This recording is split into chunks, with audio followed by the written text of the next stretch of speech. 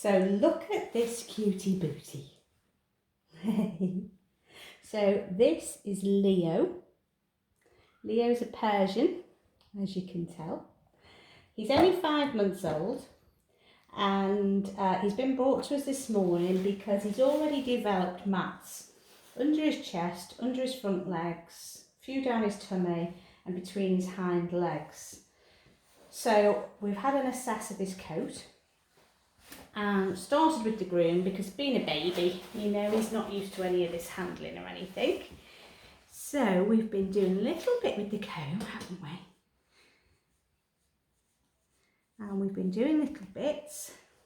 And you know what, he's been ever so good. He really has. So we started off all around the head. So we were doing all around here and under the chin, just getting him used to having the comb. And then we had a good feel because of course they tend to mat a lot around the ears. It's where they're doing their grooming. So any little ones you feel, I mean I've got rid of them now, but anything little you can feel, you can actually start by just teasing them yourself, or you put the comb in and you'll find one, part the skin, you'll get the comb in for a little bit, try and tease with the comb, and then you can use your fingers as well to pull away. So he's got none that side. Just going to just double check him on this side because he did have a few all little ones. He's quite happy being handled, and the more he's handled, the more he'll obviously get used to it. I mean, he's quite happy here, having tickles. And we just literally have a good feel all around, check where under here, if there's any more hiding. Can't feel anything around here. So he's all clear there now. So he's had the comb right the way through him here as well. And he will just get used to this, and the more you do it, the quieter he'll get on the table. He'll be less wriggly. He knows what to expect. He knows when mum takes him, she's going to have a grooming spot, and he knows when he goes to that particular spot, that's going to be the grooming session. But look at this. So when he first arrived, he didn't want to sit still. Now he's actually got quite used to this. You're going to be a good boy, aren't you, Leo? Yeah, so it's always best to handle them from an early age. So as I said, he's only 5 months old. He's going to be lovely. Going to be a lovely boy.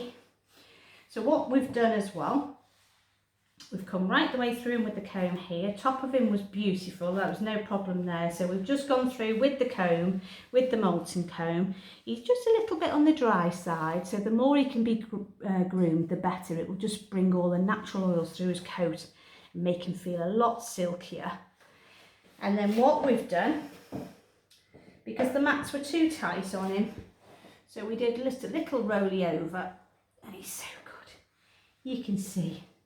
So we've took the tummy off under here, and we're just finishing this off. You've been lying in a load of stuff here. And we just literally put the clippers down his tummy here because he was matted all under here, all the usual places. He was matted down here, and he was matted between his hind legs. So I've took those off with the clippers, and do you know what? He was so well behaved. Good boy. He's going to be a lovely pussycat, aren't you, as you get old? I mean, you're lovely now, but you're going to be even lovelier, aren't you, the more you're handled. And of course, it really strengthens the bond between owner and cat when you do your grooming sessions. Yes, you're such a sweetie, aren't you? He's got a lovely little personality, haven't you? You've got a mucky face. Yeah, what have you been doing to this face? What have you been doing? And then what we said to mum as well, we've done his claws as well. So we just said, you know, while he's so young, pick up his feet, hold his tootsies in your fingers, just squeeze, because that's how you cut claws, is by just squeezing on the top and making the claws protrude out. And you know, he hasn't got a problem with that whatsoever. He's just really good.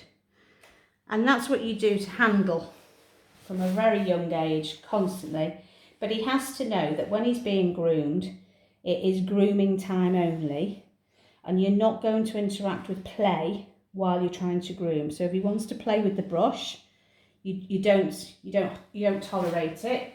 You sort of, you know, resettling and carry on with the groom, and you're not engaging with wanting to play or bite your fingers. Or grooming is grooming, and you can treat him afterwards, after the groom's finished, with the playtime, because then he's been a good boy, haven't you?